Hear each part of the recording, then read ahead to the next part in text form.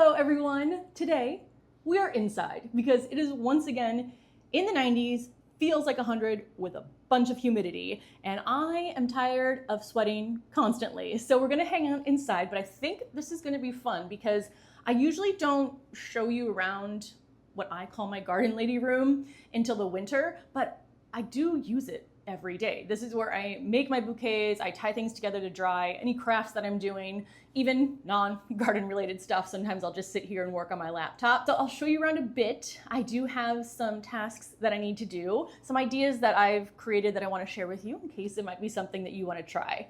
But first, I want to go over some of the cut flowers that I have harvested today. So I ran out, grabbed as many as I could as quickly as possible, and the majority of these are from the back deck, which is the one that faces the church, which is why there's a lot of pastel going on, but I'm in love with these. So I tried to separate them by China asters, dahlias, and zinnias, but there wasn't enough room in the dahlias for all the dahlias, but they are just doing so well. All of these are cut and come again that I'm gonna show you. So the more you harvest, the more productive the plant will be.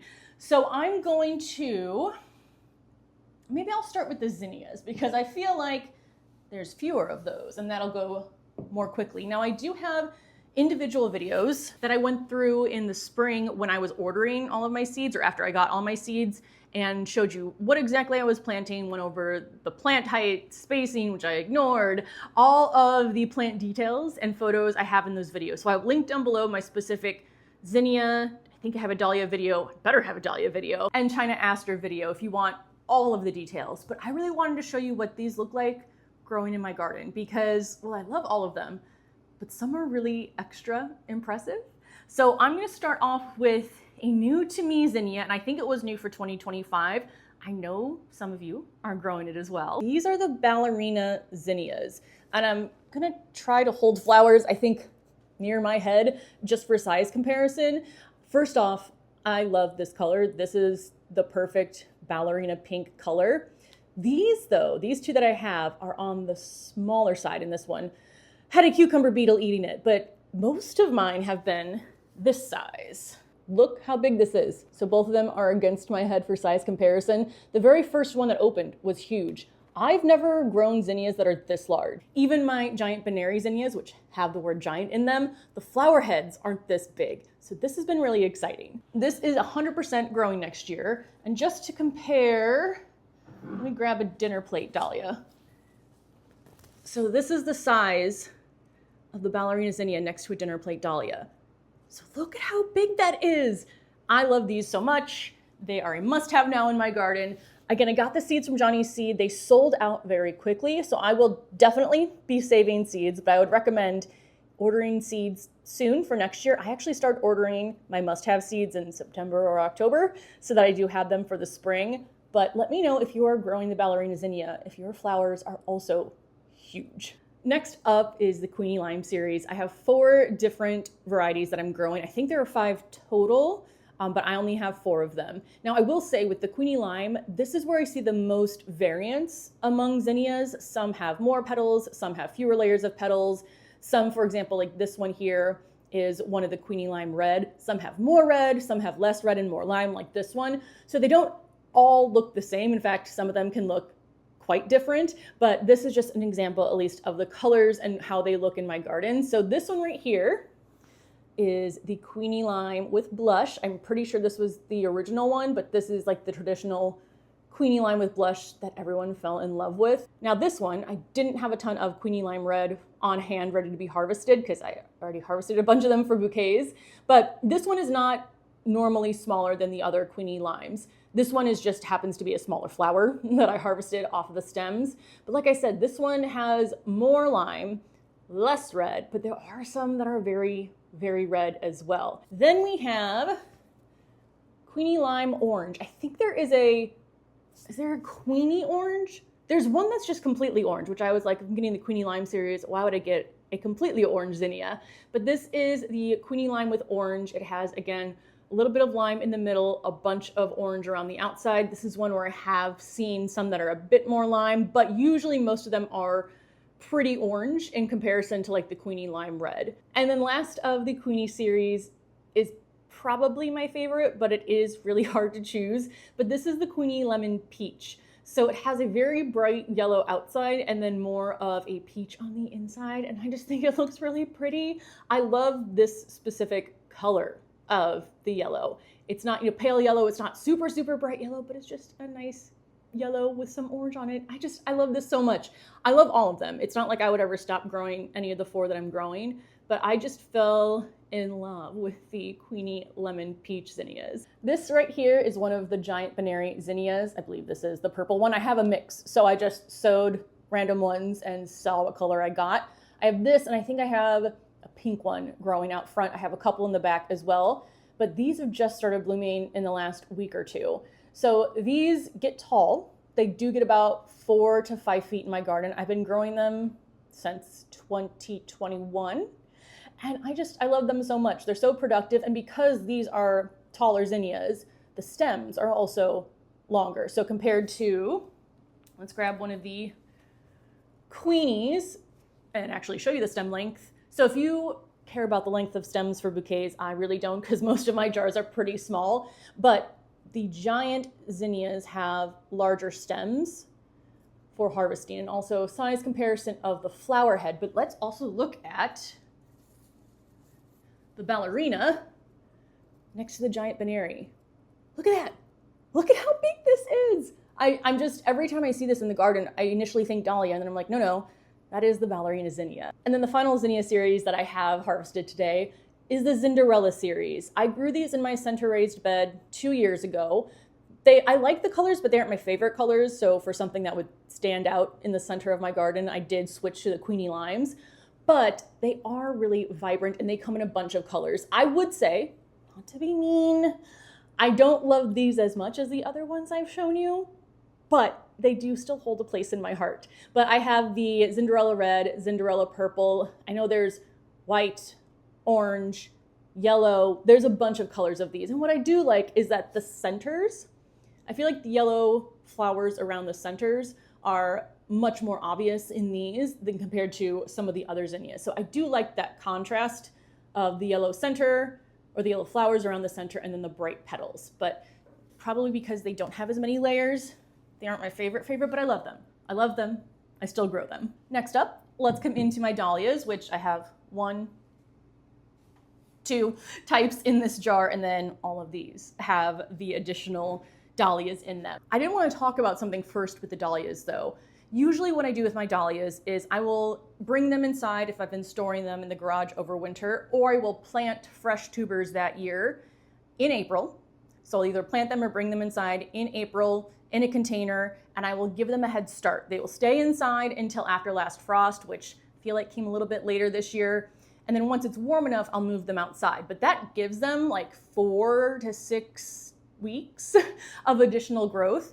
So all of those that I planted indoors early this year have been blooming for a month. Then there was a group that I just started outside once it was warm enough. I either planted them outdoors, planted the tubers, or brought the garage bags outdoors because I was running out of room inside. So those just started blooming in the last 7 to 10 days, I would say. So if you're on my zone or near my zone schedule and you're just starting to see dahlias open up, know that that's what's happening for me with the ones that I started outside after last frost. But if you want to get a head start, weeks of a head start, then you can start these inside. So let me go through and tell you what dahlias I'm growing. I am doing some new ones this year, but also some old favorites. And one of my all-time favorites is the Thomas Edison Dahlia. I got these tubers from Gethsemane Garden Center, which is a local garden center in town, but this is just such a deep, rich purple that I love this color so much. Head size comparison, but these are some of the dinner plate dahlias. So these will be the largest flower heads of the dahlias that I'm growing, but I just love that. And this is one that I overwintered last year. So it was in the garden last year and it's now back in the garden this year. If you want to know how I overwinter my dahlias, I will post last year's video, but I will take you along with me as I do the same exact process again this year. Let me grab more of the ones that I overwintered from last year. This one here is Lilac Thyme. So in color comparison to these three, it is a very, very light purple. It kind of looks pink when it's not next to pink, but when it is, it does lean more purple. But it's Lilac Thyme and it's so pretty. head comparison. This one I also had last year. I think last year was my first time growing it. Got the tuber from Gethsemane Garden Center. And then the last one from last year, which again had cucumber beetles on it, so it doesn't look as good as it normally does, but this was the first flower. This is Otto's Thrill. It's my favorite. I know you're gonna look at this flower and be like, why? But Otto's Thrill, once it starts blooming, which again has just started happening, has been the most productive dahlia in my garden. It just flowers so much, and usually the flower heads are bigger and haven't been eaten by cucumber beetles. That cucumber beetle is no longer with us. But hopefully I'll get some better ones growing here pretty quickly. Now I'm gonna move on to some of the dahlias that I got as tubers this spring and just planted, either indoors or directly outdoors. And these are their first year in my garden. I have fallen in love. Let me put you back in there. Sorry about that. I have fallen in love with these. These are Fimbriata dahlias, and the specific variety is Pineland's Princess. So they have pink on the outer edges and then yellow, light cream in the center. And again, you can see these are all from the exact same plant. There's a little bit of variation here. This one has more pink on it. This one has a lot less pink on it compared to the other two. These are not dinner plate dahlias. These are decorative dahlias. So they are smaller. The flower heads are smaller. Let's do another size comparison with Thomas Edison. So you can see the size difference there. But again, bigger doesn't always mean better, because if you're putting together bouquets, smaller bouquets like I do, something like this is very hard to fit in a jar that's usually smaller than this that I'm giving away. So smaller flowers are still very important for me to have in my garden, but then when you see these on a plant when you walk outside, they are pretty stunning. This next dahlia is the largest one that I have in my garden. Don't be mad, but I don't know what variety it is. This is when I was chaos planting, and also I think I had just a mix and either didn't specifically say, because I think there were 3 tubers in a pack, and I don't know if it didn't say, it probably did say specifically what the different 3 dahlias were. From what I've looked at online, I think there's one called Lilac Perfection, which is in between the Thomas Edison, which is a really deep purple, the Lilac Thyme, which is very, very pale purple. So let me know if you know what dahlia type this is. But this isn't even the largest one that I've gotten off of this plant. The first flower that opened literally took my breath away when I stepped outside, because I'd never had a dahlia that large. So again, let me know if you know what this dahlia is. And I would say the color is pretty true to real life. On camera, maybe it's slightly more purple, but very, very close to like a purpley pink color. Now, even though I've just gone on and on about how much I love dinner plate dahlias and how big they are, my favorite dahlias I've had in the garden this year are these.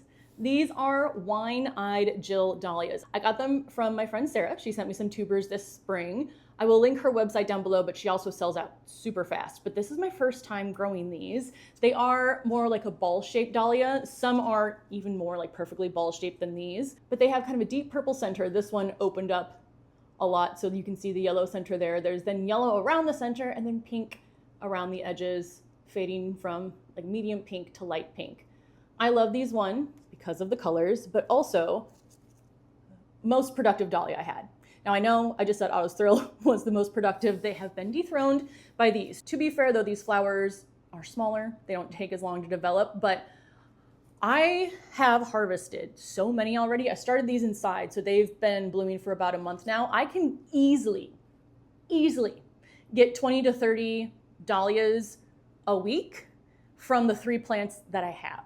So I highly, highly recommend these. And when I say I'm taking 20 to 30 off, those are just the ones that need to come off because they're probably about to start turning brown on the back of them. I still leave a good amount of flowers on the dahlias. So these have just been incredible for me. Almost maybe as productive as some of the zinnias that I grow, which have always been the most productive flower for me. So I cannot recommend wine-eyed Jill dahlias enough.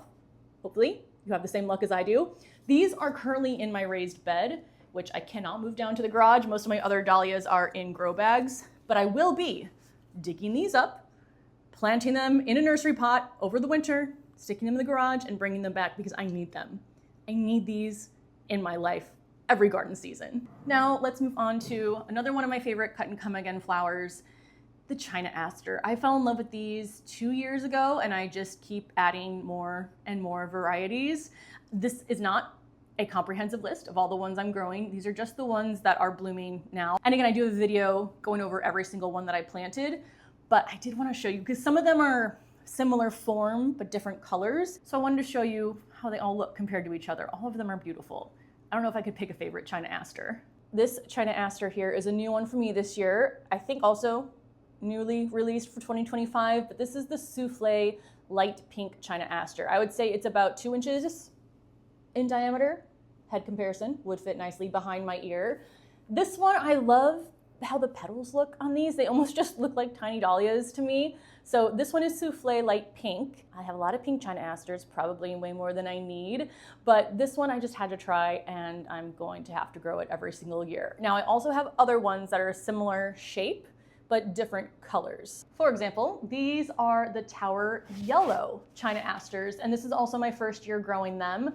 I got almost all of the varieties that they have except for some of the white China asters, which I should probably try next year anyway. But this is also another beautiful color of yellow. It's like a lemony, buttery yellow, and I just think that's really pretty. These so far are also incredibly productive. One plant has definitely more than 10, maybe around 15 flowers at a time, and I just keep harvesting off of them. Now, if you're looking at the shape, they do have similar looking petals to the Souffle light pink, slightly smaller flower head, but these are just gorgeous. I have another one from the Tower series. This is Tower Chamois, so the same series as Tower Yellow. These, you can see the yellow centers for most of the China asters. If you harvest them a bit earlier, the stems will still be stiff, but the petals will cover the yellow center, so you'll just have the color of the petals. These are like a very light peachy color, but I really like that as well. And then that's it compared to the Tower Yellow. Again, the Tower Yellows seem to be slightly smaller than the Tower Chamois. This is a returning favorite. I think this is the 3rd year I've grown these, but these are the Bonita Shell Pink. So these do have yellow petals in the center. It's not just the yellow center showing underneath the petals.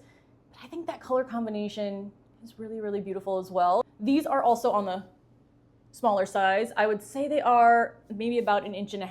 And then one that looks similar in terms of the petal shape and size is the Matsumoto Apricot. Now this does have just the yellow center. It doesn't have the yellow petals like this does. I hope that difference makes sense. But in terms of, again, flower shape, petal type, size, these are very similar. And I think they look pretty together in a bouquet. So this is the Souffle light pink again. I do have 2 other pink ones, Miss Europe Resist and Tower Salmon, I think. I'm going to go see if I have any ready just so you can see the color difference between these, but I also might not have any ready, so I will be right back. I didn't have any of the Tower Salmon ready, but I did have this Miss Europe Resist. So you can see compared to the Souffle light pink, this one is lighter pink. It's also a little bit smaller than this one. I mean, they are close.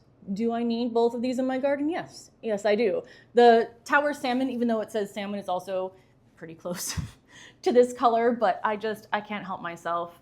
So those are the flowers that I have harvested today, and it is a good representation of the flowers in my garden. Of course, on the tour, I will show you any of the ones that I haven't shown you yet. But now, let me just talk a little bit about this space and then some of the things that I need to do today. This room, where I am right now, is on the top floor, so it connects to the back deck. There's literally a door right there that I can just walk out and grab the flowers, go out into the garden. This, I'll show you the full scale size in a bit, but this is a kitchen island because I wanted a work table you could stand at, so not one that was seat height. I do have bar stools that I'm sitting on, and it also had a shelf on the bottom to store all of my pots over the winter. Behind me, I have 3 bookshelves. I know the name of the collection was Calypso, and you can like mix and match. Like they had some that had glass doors, some that had different styles of shelving. I think it was West Elm. It was a few years ago. So if that collection still exists, I'll list it down below.